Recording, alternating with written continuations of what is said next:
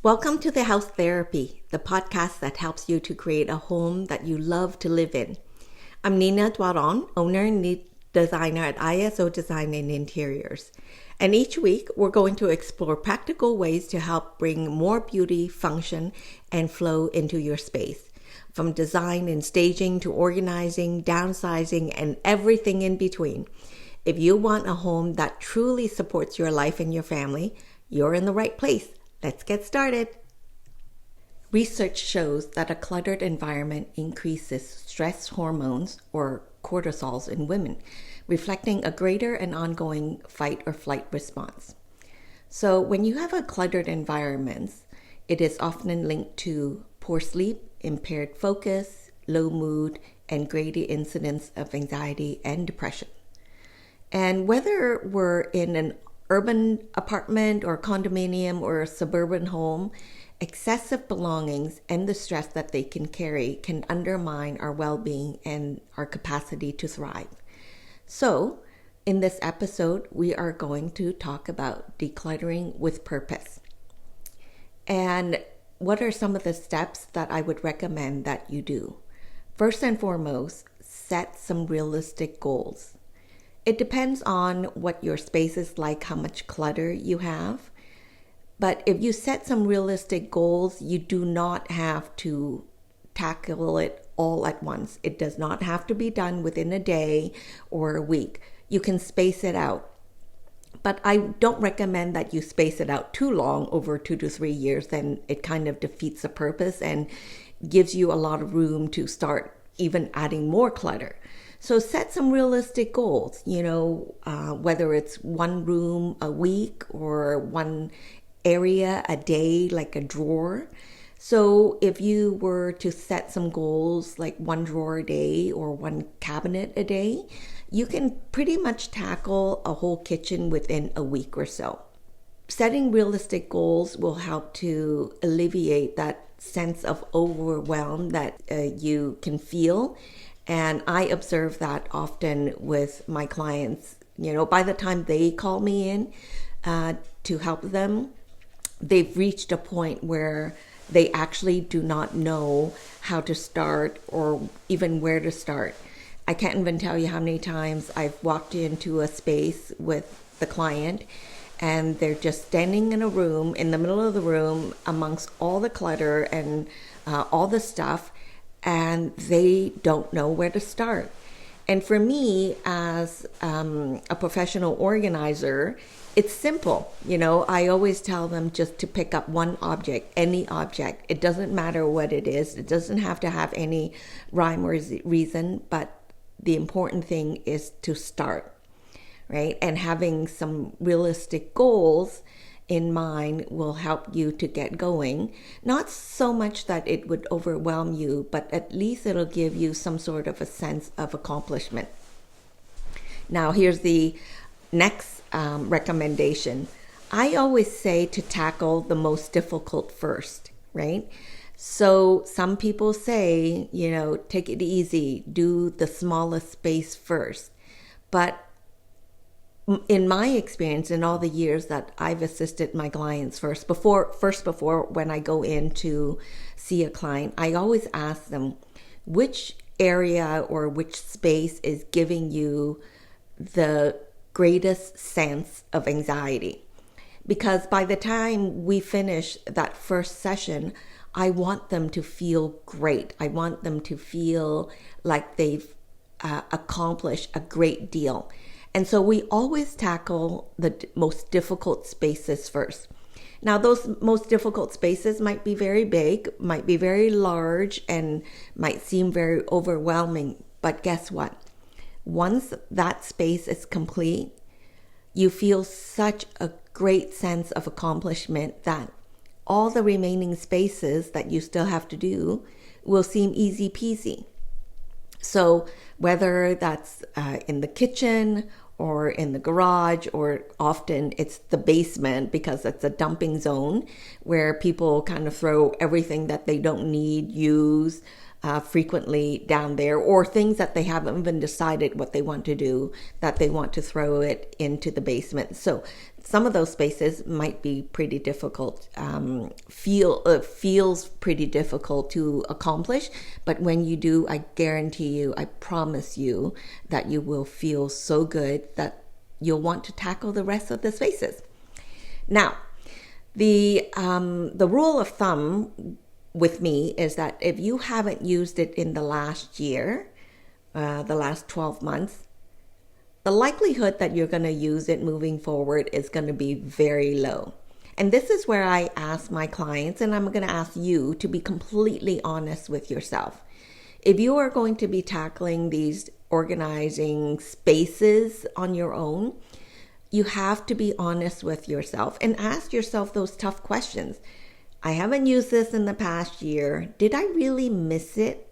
Because listen, I can't even tell you how many times clients tell me, oh, there it is. I've been looking for this for a long while. And then I ask them, well, have you missed it? Did you feel a need to go out and get another one? I'm going to be honest. Sometimes I do find 3 or 4 of the same object because they haven't found it and then they went out and got another one. That happens quite frequently. But then there are times when they say, actually, no, I haven't really needed it. I have another tool that I could use in its place. So, ask yourself those questions. If you haven't used it in the last year, will you use it? And this question is especially important when it comes to clothes. We live in the society now where closets can never ever be big enough because we have so much stuff. But when you haven't used or worn an article of clothing in the last 12 months, are you honestly going to use it again? And sometimes I get this reply all the time. Well, I've put on a little weight, or I've lost some weight. What if I need it again? My point here is that if you've lost the weight, then you deserve something new, something nicer, something that's going to fit your body better. But if you are planning to put on weight because you're saving that larger size piece of clothing for just in case you put the weight back on, then you're already setting yourself up for failure with your body image. So, don't plan to get heavier. Plan to stay as slim as you are right now, and plan to be able to fit into the clothes that you currently have. So get rid of all of the clothes that no longer fits you, that you haven't worn likely in a year or maybe even more. And you know what? There's so many people out there who can benefit from the gently used items that you have to donate. So do that, because then at least you're giving these clothing or any household items a new life, a new purpose for somebody else, for a different family. And you deserve something that's new, that's going to fit you better. My next recommendation is to always make it leave right away. So this applies to items that you want to donate, want to sell in a state of complete disrepair. So you need to get rid of it. Don't hang on to it. When I go in and work with a client on an organizing project, I typically then take the donation or mainly the donation items away, because if the items are broken, we usually just leave it in the trash for the next trash pickup day for them. But if it's gently used and somebody else can use it, we will take it away, because we don't want our clients to change their mind once they leave. And I tell you this, it happens on a regular basis, and I don't want that to happen with you. So at the end of your session, if it's broken, make sure you put it in the trash for the next pickup day. If it can be given to friends and families, offer it up to them right away and tell them they have to come and pick it up by the end of that day or at the minimum the next day. But don't hang on to it for too long. I don't recommend that you hang on to things to sell at a garage sale, okay? Because that, it depends on the season. If you're in the winter season, there's no garage sale for months, right? Not until the spring.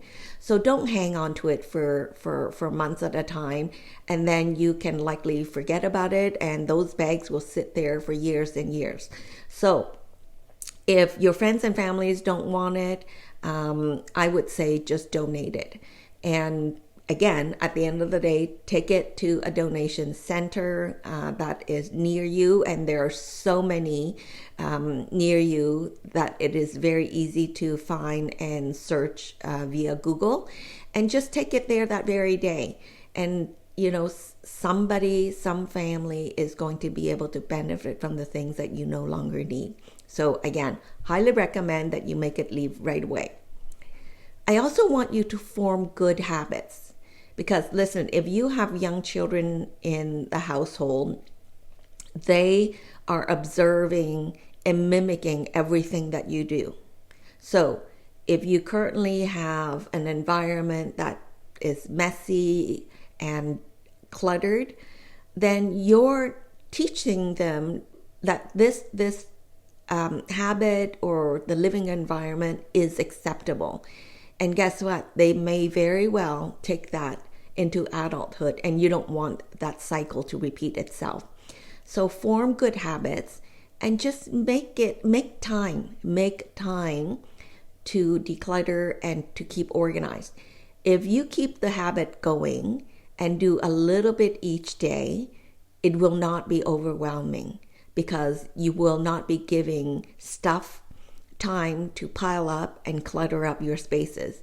If you take 5, 10, 15 minutes each day just to put things away, you will never have to worry about your space cluttering up and piling up to the extent that you are feeling so overwhelmed that you would rather just ignore it than to trying to resolve it. So form good habits for yourself, form good habits for your family, and of course for your young children, because they are observing everything that you're doing. And good habits can be changed. What they say is that if you repeat something for 3 weeks, 21 days, that it will then become a habit. So why not do that? After dinner with your family, spend 5 minutes, make it a game, make it part of the dinner routine where you spend 5 minutes to put things away. And then after that, the family can huddle, read a book together, or watch a show. But that can happen until whatever space that you're in, whether it's the dining room, the kitchen, is cleaned up and cleared up. The next rule that I have with my clients is that if they are shoppers or addicts to shopping, I tell them that they need to set a rule for one in, one out, maybe even 2 out actually. So, you cannot keep buying things because it's going to take up space. There's not enough space in the world if you keep buying and don't get rid of anything. So the rule is, at least when you buy something, that something else needs to leave in order to make room. What I've observed in North America specifically, because our homes and our spaces tends to be larger than other areas or other parts of the world, is that instead of getting rid of stuff, people, at the very least my clients, will keep buying more stuff to store their stuff. So in a bedroom, I can find 3, 4 dressers of different heights and different sizes, a large walk-in closet that is stuffed to the gills. And so instead of getting rid of stuff, we keep buying stuff to store it. And guess what? One of the fastest growing industry are storage spaces. So if you're looking for something good to invest in, storage spaces as real good investment because they are popping up everywhere. Even with the homes that we have, the basements and the garages, there's clearly not enough space to store the stuff. And so people are renting off-site storage spaces and lockers to store their stuff and paying monthly rental rates for years and years and years at a time.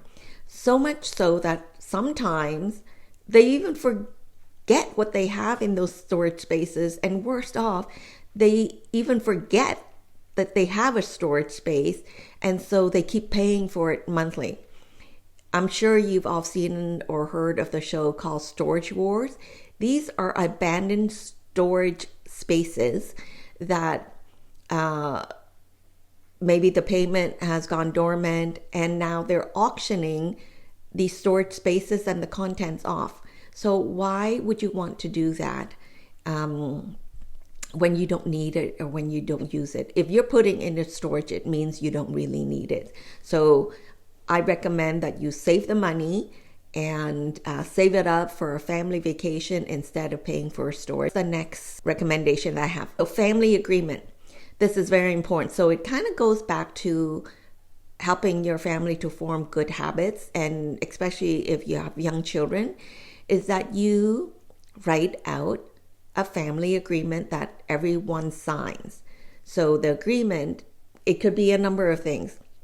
If you take something out, put it away after you play with it, after you use it. If a load of laundry is done, put it away right away. And, within that agreement, also include things like, what are some of the ways that you can celebrate these small achievements and small tasks. Maybe it's stars for the kids, and when they fill up the booklet of stars, they get a little something. That is not going to add to the clutter, of course. So I highly recommend that you create some sort of a family agreement, because then it gives you the opportunity to get everyone in the family on board. Listen, keeping a space organized and uncluttered is not a solo project. It cannot just be with you, because if it's just you and nobody else is on board and they're cluttering up the space, you are going to be feeling so overwhelmed because the project will appear to be never ending.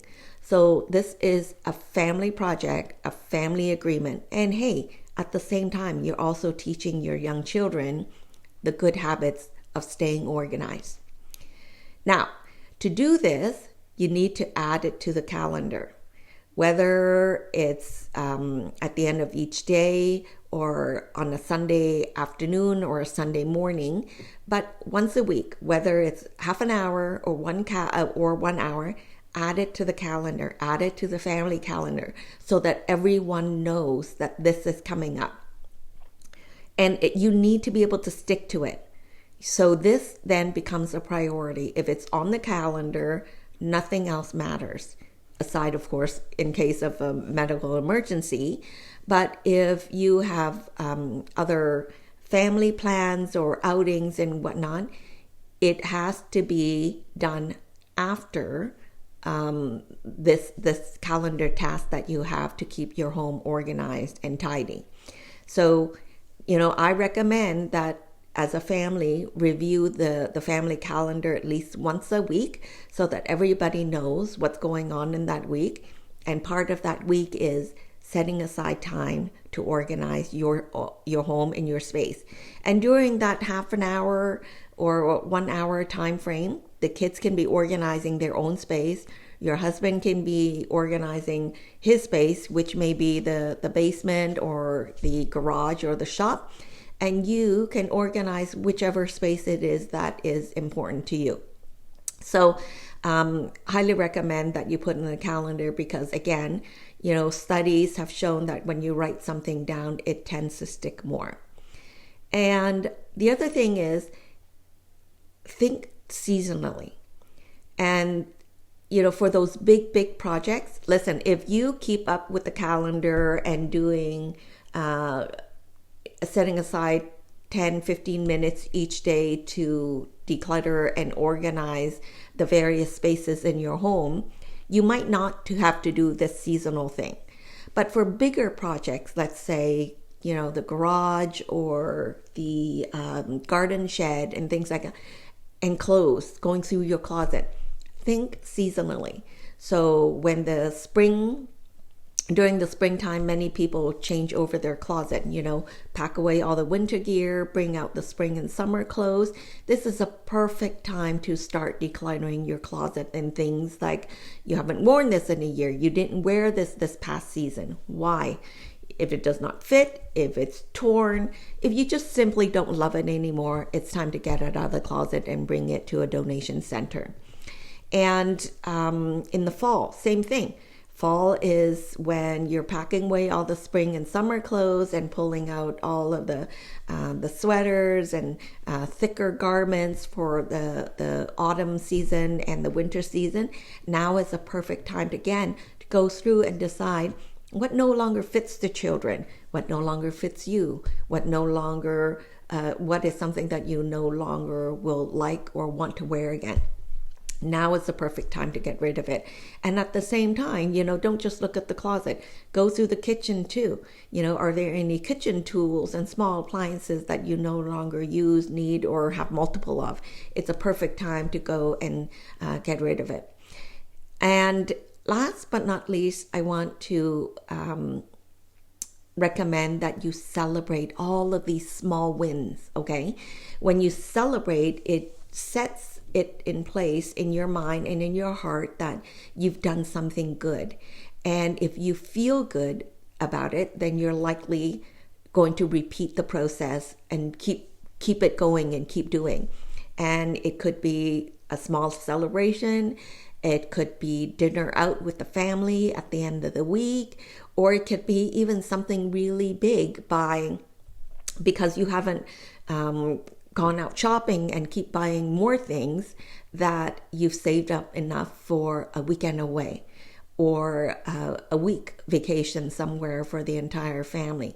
So, it doesn't have to be big celebrations, but I would recommend that you celebrate all the different wins, small wins, big wins, because guess what? It again sets in the habit that, when the entire family get together to do this and do this task that's not always fun, but you will feel great about it afterwards, that the children are going to look forward to these little celebrations and a big celebration. So I hope that you find the tips for decluttering with purpose helpful today. And my ask for you, once you've finished listening to the episode, is go out there and start tackling something. Take action on one thing, whether it's adding it to the calendar or have a family meeting to say, hey, this is what we're going to do. And at the very least, just get going. Because honestly, excess stuff doesn't just crowd surfaces. It crowds the mind and the body.